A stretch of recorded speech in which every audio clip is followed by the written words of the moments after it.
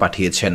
নবী করিম সাল্লাল্লাহু আলাইহি সাল্লাম মাঝে মধ্যেই তার সাহাবীদের কাছে অনেক শিক্ষামূলক গল্প বলতেন এবং তিনি তার উম্মতকে এই সমস্ত শিক্ষামূলক গল্প বলার অনুমতি দিয়েছেন। আবদুল্লাহ ইবনে আমর রাদিয়াল্লাহু তাআলা আনহু থেকে বর্ণিত, নবী করিম সাল্লাল্লাহু আলাইহি সাল্লাম বলেছেন, জ্ঞানের আলো মানুষের মধ্যে ছড়িয়ে দাও, যদি সেটা একটি আয়াত হয়। তবে নবী করিম সাল্লাল্লাহু আলাইহি সাল্লাম সতর্ক করে বলেছেন, যদি কেউ ইচ্ছাকৃতভাবে মিথ্যা বলে তবে সে যেন জাহান্নামের প্রস্তুতি নেয়। নবী করিম সাল্লাল্লাহু আলাইহি সাল্লাম বলেছেন, বনি ইসরায়েলের গল্পসমূহ বর্ণনা করো, কারণ এতে কোনো ক্ষতি নেই। তাদের গল্পে আশ্চর্য সব বিষয়বস্তু রয়েছে। মুসনাদে আহমদ হাদিস নাম্বার ২৬,৬০২। নবী করিম সাল্লাল্লাহু আলাইহি সাল্লাম বলেছেন, আহলে কিতাব অর্থাৎ ইহুদি ও খ্রিস্টানদের কাছে কোনো বিষয় জিজ্ঞাসা করো না, কারণ তারা তোমাকে সঠিক পথ দেখাবে না।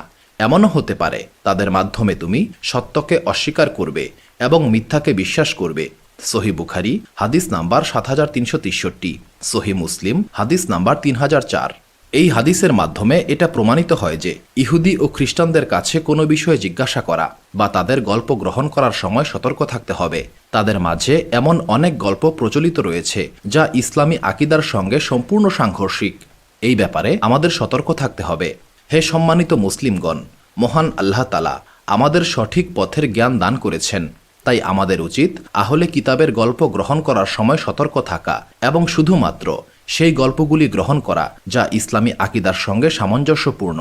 আজকের ভিডিওতে আমরা আপনাদের সামনে এমন কিছু গল্প উপস্থাপন করব যে গল্পগুলি নবী করিম সাল্লাল্লাহু আলাইহি সাল্লাম নিজের মুখে তার সাহাবীদের বলেছেন। চলুন শুরু করা যাক।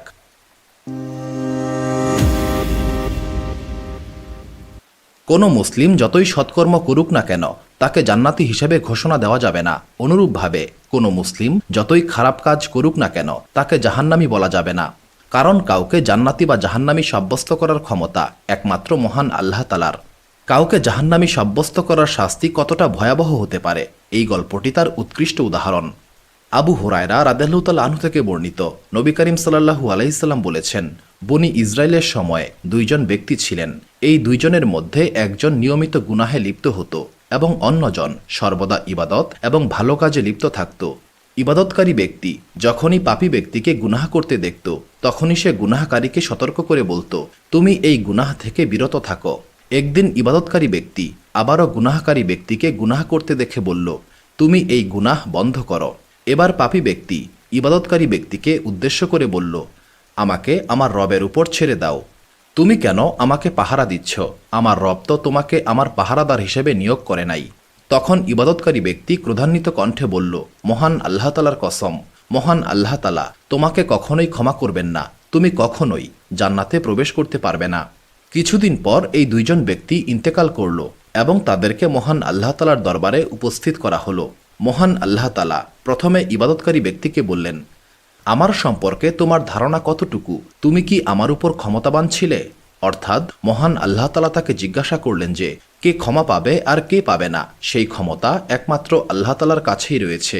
এই ব্যাপারে কারো হস্তক্ষেপ করার অধিকার নেই। এরপর মহান আল্লাহ তাআলা গুনাহকারী ব্যক্তিকে বললেন, তুমি আমার রহমতে জান্নাতে প্রবেশ করো।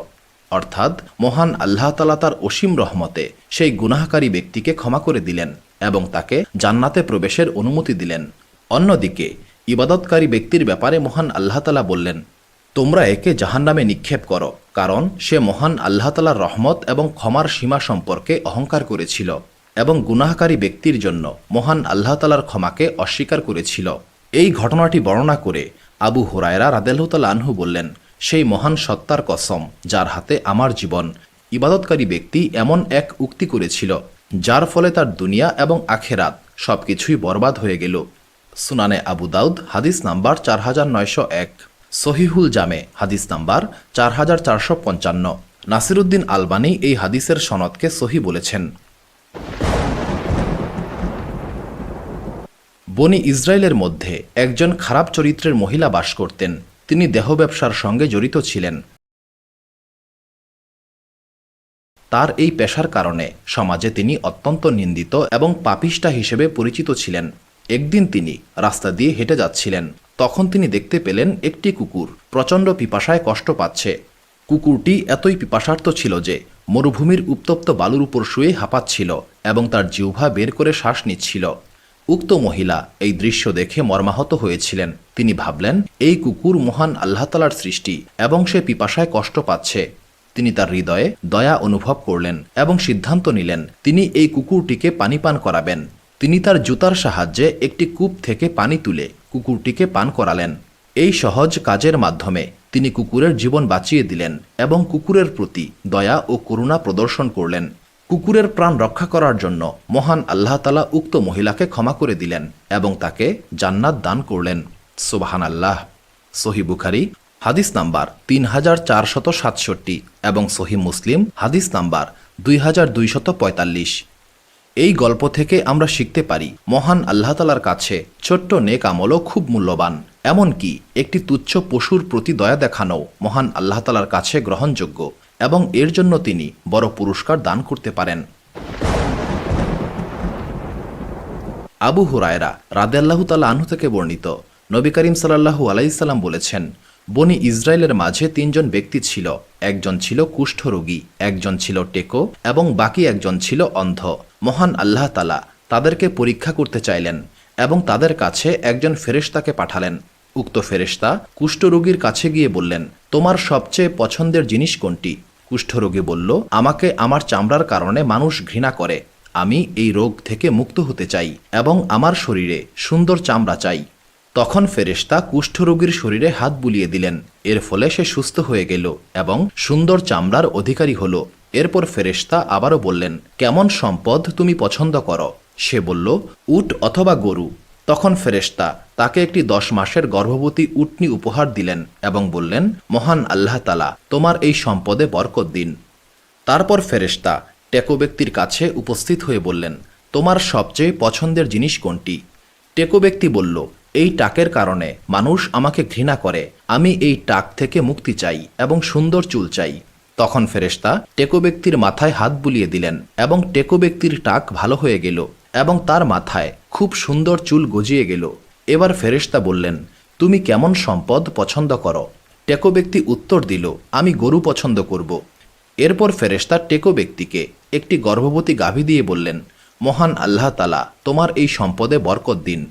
এবার ফেরেশতা অন্ধ ব্যক্তির কাছে এসে বললেন, তুমি মহান আল্লাহ তাআলার কাছে কি চাও? সে বলল, আমি চাই মহান আল্লাহ তাআলা যেন আমার দৃষ্টিশক্তি ফিরিয়ে দেন, আমি যেন এই দুনিয়ার সৌন্দর্য উপভোগ করতে পারি।